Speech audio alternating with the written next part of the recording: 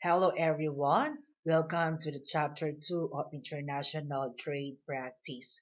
We are going to talk about the different trade regulations that help different firms to follow if they're going to do international trading. And these regulations help traders to position their goods and services upon entering to international market regulated and bounded by different kinds of laws promulgated by different countries. We will identify the different regulations that the trader should follow. And we have our learning objectives. Let us try to understand the different international trade regulations and let us apply these regulations into trade practice and let us identify different countries' practice specific trade practice in compliance with trade regulations. And more so, at the end of the discussion, let us try to concentrate also on the importance of ethics in trade practice. As we all know, trade was regulated through bilateral treaties. So when you say bilateral, it is between two countries. Some treaties or some regulations or agreement are being implemented or agreed by more than two countries, and we call it a multilateral. Okay, with the different eventualities in the world history and together with the cooperation economically, they come up with the particular regulations that will help international traders, okay, in terms of free flow of trading.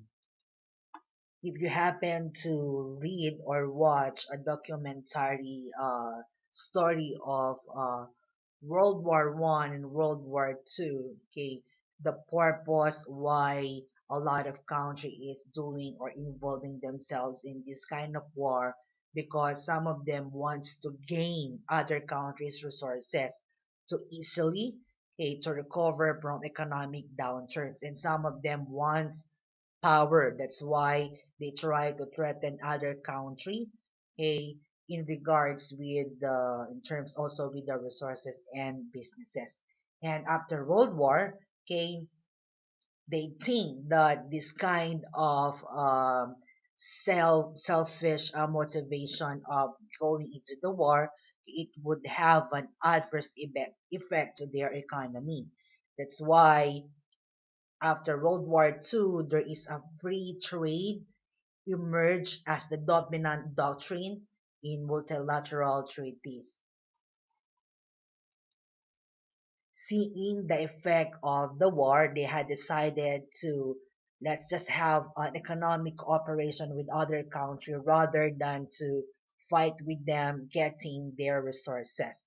And that's why there are a lot of agreement, like for example, GATT, the General Agreement of for Trade.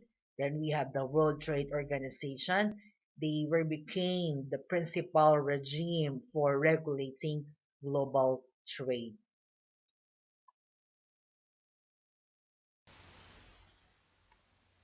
World Trade Organization was created in 1995. So this is the successor to the agreement, General Agreement on Tariffs and Trade. So this organization is in charge with overseeing and adjudicating the international trade. So they implement the rules and regulation. The rules and regulations was being agreed by different representative of every country.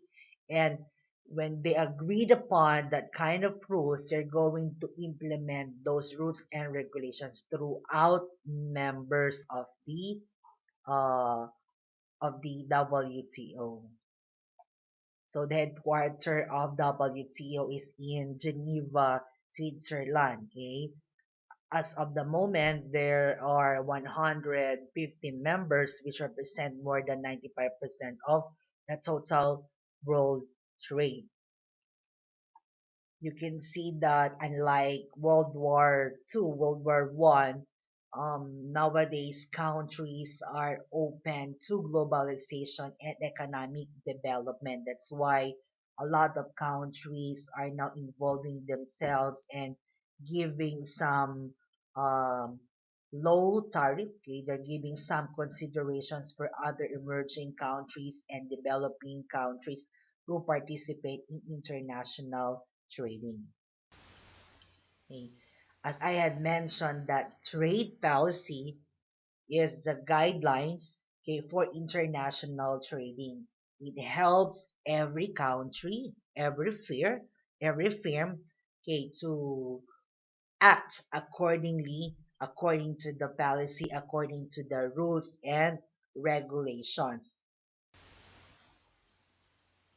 The first one, who implement the new trade agreements. They also negotiate the policy to more than 150 member countries, and they encourage to follow, to adhere with the agreements, and that is the mother of all international trade practices and policy, the World Trade Organization.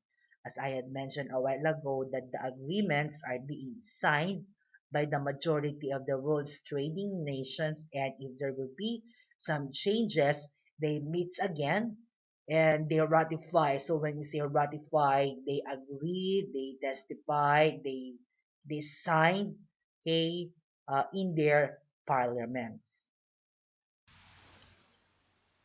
These guidelines of World Trade Organization is covered under different principles. Number one is non-discrimination. They implement the policy, okay, for fair treatment. Okay, fair treatment. And secondly is about reciprocity. So it means that if one country is benefiting from another, okay, everybody, okay, should benefit from one another. If the policy is being implemented in China, it should also be implemented in Korea, Japan, Philippines, and other countries. Third is binding and enforceable commitment. These rules and regulations will not be implemented if it will not be agreed by the majority of the members of World Trade Organization. They could enforce it, okay? It should be voted and ratified by more than 50% of the members, okay? And this policy, okay, are transparent, meaning um, it will be implemented for every country. It should assure no bias treatment for every member. And the last one is what we call the safety valves. It means that the rules and regulation of World Trade Organization will become the safety net for every members. It means that every member will be protected by this kind of rules and regulation. If this policy is being abused by other country, definitely every member could waive or suspend the trade commitments so that they could protect their economic transactions in international trading. And particular practices of World Trade Organization. So this is being implemented now, and like Korea is a member of World Trade Organization. So one country, you have the privilege to vote. One vote, one country, one vote, and also in WTO they implement what's so called green room negotiations. So these green room meetings are small gatherings of representatives from up to 30 member countries. So they are invited by the Director General. They are designed to provide the basis for consensus on critical negotiating issues that can be brought to the World Trade Organization membership as a whole. So sort as they are the the dominant majority of the member countries of World Trade Organization. And lastly, the aims of World Trade Organization is to promote free trade gradually, because not all of the countries could involve in this kind of trading. There are some emerging country, developing country, and developed country who could easily or not easily participate in international trading. So they could do that through negotiation. The second international trade that helped every trader to practice trading accordingly is what we call the General Agreements on Tariffs and Trade. So it is a legal agreement between many countries, okay, whose overall purpose was to promote international trade. How? By reducing or eliminating trade barriers such as tariffs or quotas. The reason why a lot of international traders are doing unfair trading is because of this tariff. They want to earn more. That's why they're going to escape paying tax, and they're going to try to make some under the table or illegal actions that would help them to escape from paying taxes. That's why this kind of trade regulations would like to prevent this kind of illegal actions. And that is the main goal of general agreement on tariffs and trade. Particularly, this God principle would like to eliminate quantitative restrictions on imports, like specifically high tax. And also, the most favored nation principle. So this condition is like giving privilege, giving immunities, okay, to one nation in trade agreement to all other World Trade Organization member countries. It's kind of sound like favoritism, but of course, if one country is just starting to emerge, starting to develop, okay, this kind of rules and regulations would give them an opportunity to trade freely, and they will not be covered with some particular rules and regulations. But still, this kind of most favored nation principle is applicable for everybody, and it denotes equal treatment of all countries. Another principle is the not national treatment principle.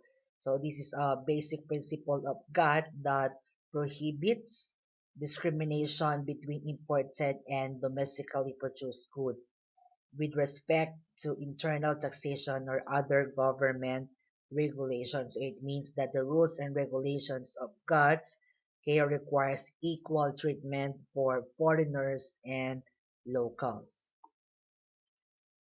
And lastly, the principle of transparency. It covers about the accountability of the officials. Okay, so the decisions and actions of those government officials should be open to the public scrutiny, and the public has the right to access government information. And of course, if there will be no accountability and transparency, democracy is impossible, meaning that we might have communism wherein we're just going to follow the government rules and regulations. So from this kind of principle, okay, the public will be given an opportunity to evaluate the rules and regulations and the uh, transparency of the information. The third one, or the different policy being followed or became the guidelines for trade practice, is what we call the regional trade agreements. So what are the different regional trade agreements? Okay, so by in the region of South America, they have Mercosur. So this is an economic and political bloc comprising Argentina, Brazil, Paraguay, Uruguay, and Venezuela. And those country that is a member of now NAFTA, they call the agreement North American Free Trade Agreement. So the United States, Canada, and Mexico are the common members of NAFTA. And then we also have here in Asia, Association of Southeast Asian, and in Europe they also have European Union. They come up with a particular guidelines on international trading. The next guidelines is the trade regulations. So these trade regulations are laws, okay, created by federal and state government to promote unrestrained competition amongst businesses, okay.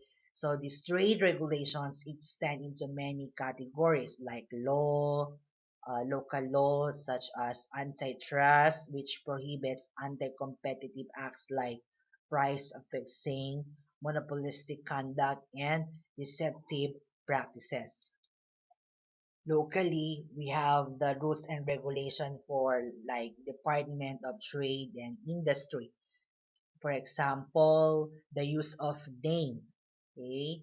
Um, like for example, McDonald's, okay? No one could use the name or the trademark or the logo of McDonald without their permission because of intellectual property rights. The name McDonald is only should only be used by the accredited or those entities that were given rights to use the logo and the brand name. So if in case that you use the sound like or even just sound like or misspelled McDonald's, okay, apparently you're going to face a criminal law, and that is trade regulations. So we have here the different example of trade regulations, that a trader should comply. Number one, you have the consumer protection law. So make sure that when you sell the product, it will promote the welfare of the consumer. Advertising law, you should follow a particular like gender and equality guidelines. Okay, your information, the words, the picture that you're going to use should not promote racism. For trademark law and intellectual property law, so when the brand or the name or the logo of a certain firm is being licensed by international uh, certification body of IPR, okay, you should not use that. If you use that, definitely you're going to face a lawsuit. Then in terms of franchise law, they have also a particular guideline. So when you say franchise law, you franchise the name, the product, the operation, and the system. So you have to comply with the rules and regulations of the company. If in case you change any particular system, any recipe, any system, any standard, okay, like for example in Pizza Hut, the Pizza Hut ingredients for Korea. Okay, you have like Bulgogo pizza and international market. They have written or they have standard uh, component of that pizza. If you change the taste, if you change the feature of that bulgogi pizza, that is against the regulation of franchising law. Also with anti-dumping. Okay, so or the DDD. So this is a customs duty on import, providing protection against the dumping of goods the in the region. Okay, so at prices substantially lower than the normal value. So you should not set if your product is imported, you should not set lower price. Okay, than the domestic products. Okay, and then countervailing. Okay, so this also a duty. Okay, a custom duty on goods that have received government subsidies. Okay, so because in international law there is a ruling that for exported products, okay, the government should not subsidize that kind of exported products for the fair trading. Because of course, if the government is going to subsidize or give financial support to the trader, the tendency is that that trader could lower the price of the product in international market, and then it could be a sort of competition sabotage. Okay, so let's try to look on the specific examples of trade practices. Number one is trade counteract practices. So meaning that this kind of practices um, will protect the trader. Let's say one country is doing some unfair trading. A World Trade Organization had given the one country or a firm to waive their commitment to follow a certain rules and regulation. Okay, example, if there's an anti-dumping activity, okay, countervailing duty is allowed. If one firm is selling a product below the market, a local market price, another firm or organization or company will be given an opportunity to countervail. They could ask financial subsidy with the government so that they could compete in international trading, for them also to cope up with the effect of that countervailing. Another one is to anti-dumping duties. If in case there will be an unfair pricing, okay, they're going to allow anti-dumping duties to offset the loss, especially finances. Okay? And the third counteract practices is we have the safeguard measure. Okay, so this counteract practice is an emergency action to temporarily increases tariff. Okay, normally, World Trade Organization allow this kind of counteract practices, okay, to um be able to cope up their losses. Of course, my competitor is doing illegal things. My competitor is doing an unfair trading. So what should I do? Okay, I will become helpless. That's why World Trade Organization and other regional trade agreements, they allow this kind of counteract. But take note, for the purpose of coping up for the purpose of saving the company from losing created by this kind of illegal actions. Okay, I'm going to give you also the specific trade law. We have the Sherman Act. Okay, this is in US. Okay, in 1914 it was being passed as the major antitrust law. This law regulates the conduct and organization of business corporations. So generally, it aims to promote competition for the benefit of the consumer. So if in case that one firm is doing an unfair trading, okay, they are violating antitrust law. Another one is we have Clayton Act. Your Clayton Act, it prohibits price fixing and exclusive sales contract between competitors, otherwise known as covenant not to compete. So in case that there will be some unethical business practices like monopolizing the market, like bribery, price fixing, okay, and upholds various rights of labor, okay, that is against the Clayton Act. This law supports also the antitrust law of America. Here in Korea, we have the Korea Fair Trade Commission, the KFTC.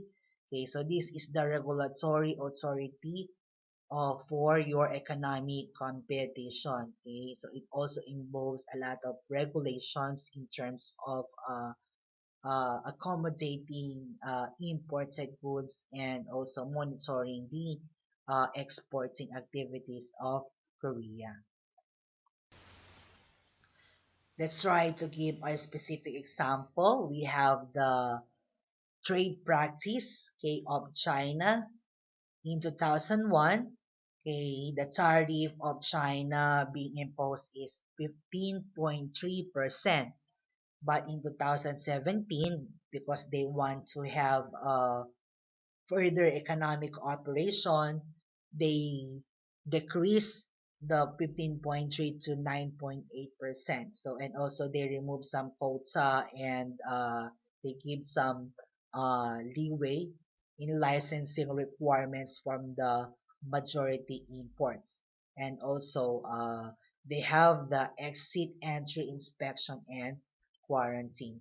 For USA, a specific trade practice is they have what we call duty free. When we say duty, this is the tax, okay, you are going to pay when you bring a product across international borders. So if you were a traveler, if you were a tourist, they have some rules and regulations that you are free, okay, to pay this kind of taxes. Okay, so the agency that monitor this kind of practices is the Custom Trade Partnership, okay, and also they have a development program for protecting the territory, okay, against terrorists. And they also have the CSI, Container Security Initiative, wherein they are checking the cargo ban, okay, with the cargoes, okay, that is entering into their country. And of course, this kind of practices, okay, it aims to protect the product, it aims to protect the traders, and it sets safety standards and regulations. Another one in Europe, in European Union, they have an import licensing, okay, which is not required, okay, if you're going to enter European country, except for a particular product like agricultural goods, tobacco, weapons, etc. Okay, so those products are a subject for quarantine and custom and administration inspection. Okay, they have the WEEE, okay, this kind of practice wherein they have to check the product if it would have an adverse effect to the environment. So waste electrical and electronic equipment. Okay, so they have to check if your product will harm the environment, so it would not be allowed to enter in in Europe. For Japan, most goods do not require an import license and can be freely imported into Japan, except for the narcotics, firearms, explosive, counterfeit currency, pornography. Okay, so a product that violate intellectual property law, I think most of the country they have this kind of restriction in terms of illegal drugs and those products that will violate intellectual property. And also, Japan's tariff is on average, and they are one of the lowest in the world, approximately 2% for non-agricultural products. And you could check also that most of the countries they impose high tariff on agricultural products because of the theory of protectionism. They want to protect the local farmers. They want to protect the agricultural agricultural producers to this kind of importation. Of course, if there will be a lot of imported goods, okay, and the local consumer is just going to buy imported goods. So what will happen with the local manufacturers or producers? Okay, they were going to be left behind. In South Korea, Okay, there is a strict verification of goods. Okay, so manufacturers need to prove that goods are indeed original, so they have to submit a particular document and certification. Approximately, the taxes here in Korea is 7.9%. Okay, and high on a large number of high value agricultural and fisheries products, that is in terms of with the Korea United States Free Trade Agreement. If you could notice here, if you buy a mango in the market, as I think I had given you this example, if you buy mango in our country for 1 kilo, it would cost only around $2. So this 1 kilo includes 4 to 5 pieces of mango for only $2.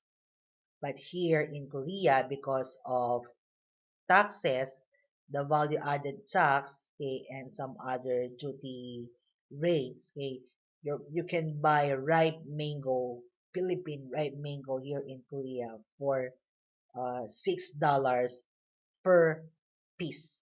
Okay, so it's more than 700% increase of the 600 to 700% increase of the price of the mango, because you strictly impose high tariff for agricultural products. If you are going to take a look the different rules and regulation, it's just like that you are being put into box, or you will become a robot. You should not do this and you should only do this. Okay, that's why it is really important, if you are going to do an international trading, you are already armored with ethics. Okay, before you enter in international trading, okay, locally, you are already oriented with business ethics, so that when you enter into international business, international transaction, okay, doing business, it will not be difficult for you to understand those rules and regulations. Okay, so when we say ethics, okay, these are the accepted principles of right or wrong, okay, that is being governed in a particular institution, or like international trading system. Okay, so it also means the conduct of a person, your behavior, your attitude. Okay, the principles of a member as a profession, and then the actions of an organization. So these ethics are acceptable behavior, acceptable actions, depending on the organizations that you belong, depending on the country wherein you are going to do the international trading. Okay, there are different kinds of ethics, okay, but we're going to focus more on business ethics. So these are the right and wrong in doing business, okay, right or wrong of doing business. And it is very important also that you know the different ethical strategy. So why do we need to know ethical strategy? Because some cultural aspects, some beliefs, cultural beliefs in one country is not the same with your culture. That's why you have to follow and respect other culture. If you are going to go in the Philippines to do business, you have to respect their culture. You have to complement. You have to comply with their culture rules and regulations. It means that you have to follow. Okay, you should not violate this kind of accepted principles. Okay. So which ethical issues are most relevant to international firms? So let's study what are the common ethics that you should know. Number one, we have employment practices. Okay, how you treat your employees in the Philippines is somehow different uh, when you treat your employee here in Korea. I heard a lot of stories that, and this is just only a stories I heard from my friend, and these are their experience. Okay? Sajang, Korean Sajang, their tendency of treating foreigners is that they shout. Okay, they tend to shout all the time, and they want to implement. They want a worker to work fast. Okay, pali pali. Okay, so that could be one of the culture of Koreans. You want the work to be done in a fast way or fast manner. Okay. Next also is it concerning some human rights. Okay, also related with employment. Okay? Here in Korea, just for the sake of discussion, okay, there are some companies who hire foreigners and they compensate the foreigners uh, around like not the right wages, okay, below minimum wage. I had a friend who went to a human rights, okay, because of the company had given him a salary below minimum wage. Okay, and you know what happened? Okay, the company, they are being evaluated and investigated by human rights here in Korea. That's a good thing in Korea. Human rights, regardless of your nationality, you are being protected.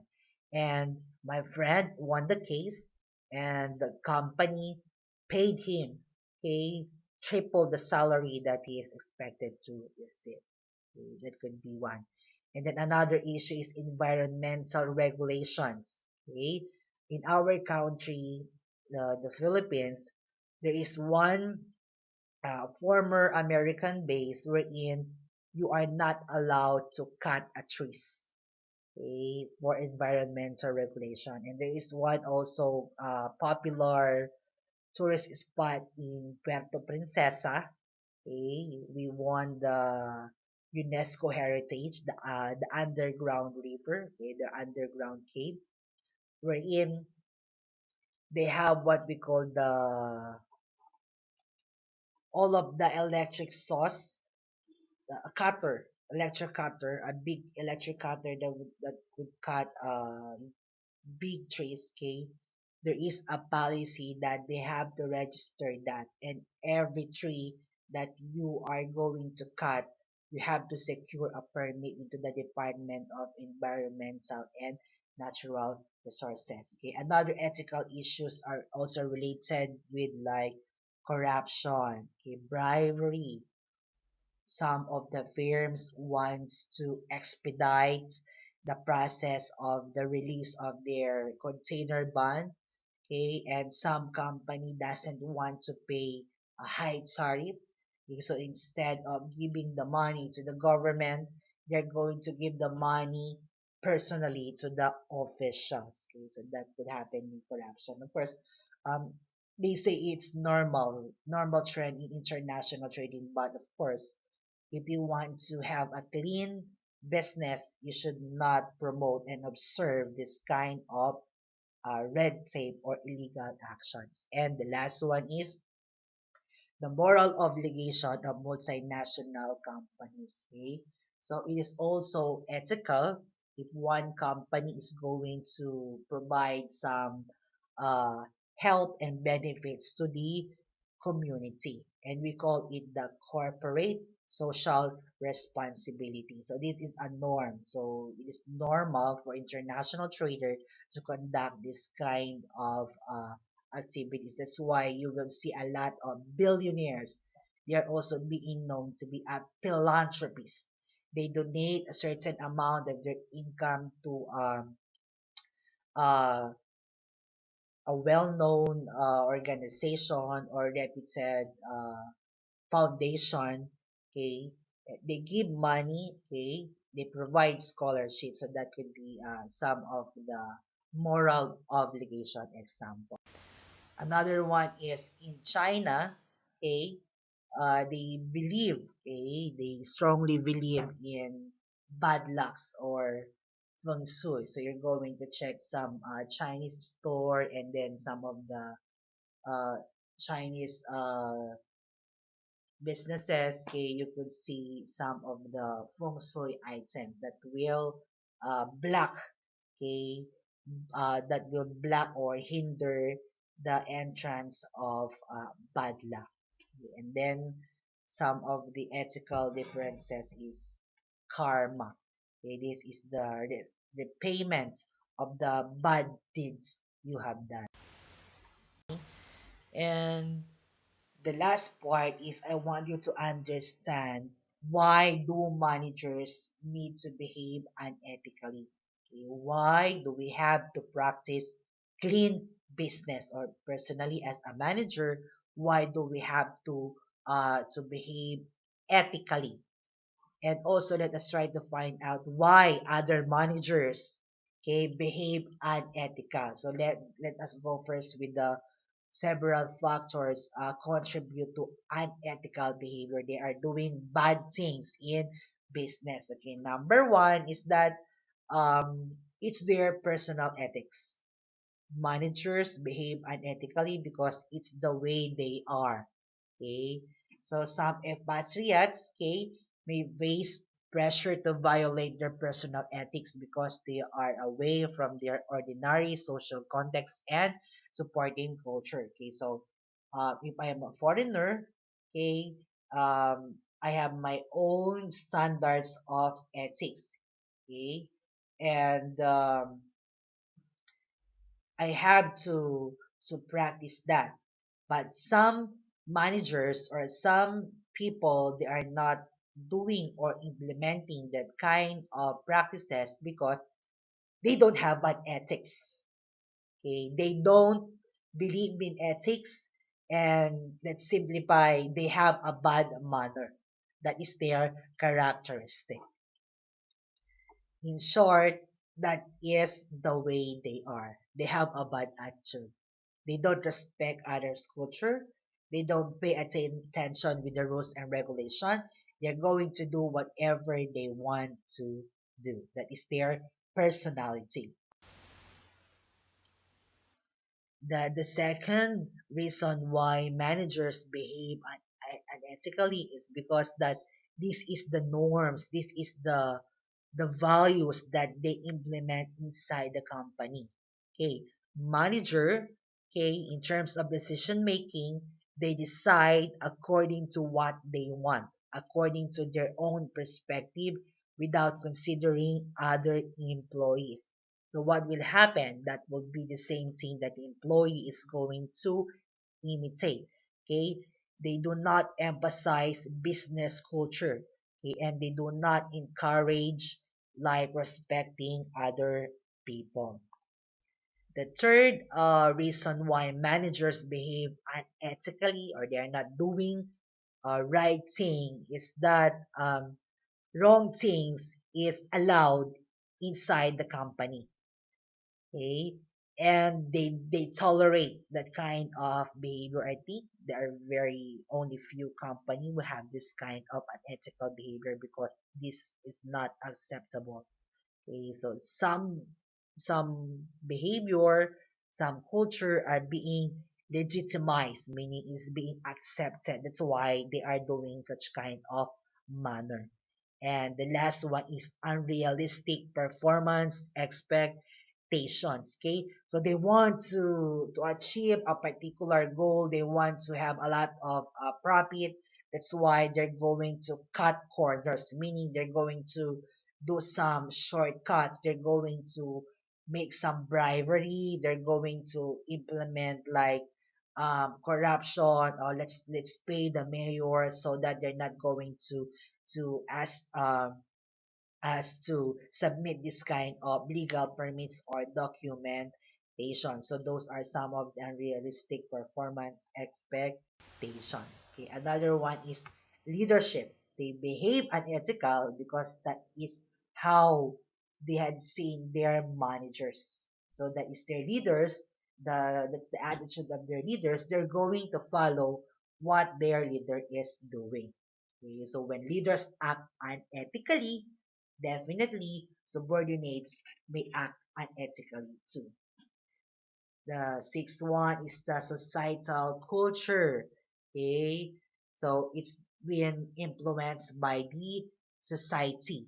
Okay, and more so, okay, this kind of unethical behavior being dictated by the society, masculinity. So they practice like I'm a male.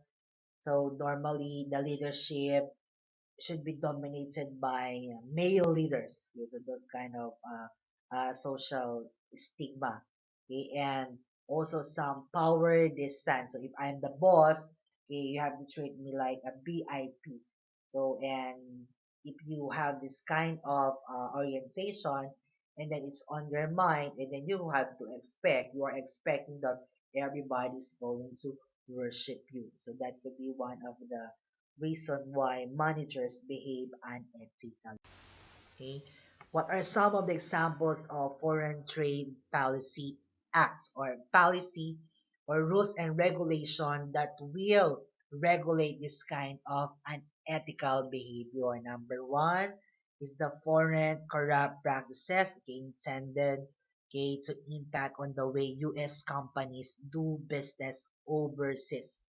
Okay, so if in case that you are behaving unethically in other country, okay, so you are about to face this kind of violation or this kind of uh, cases. Okay, so you're going to be investigated.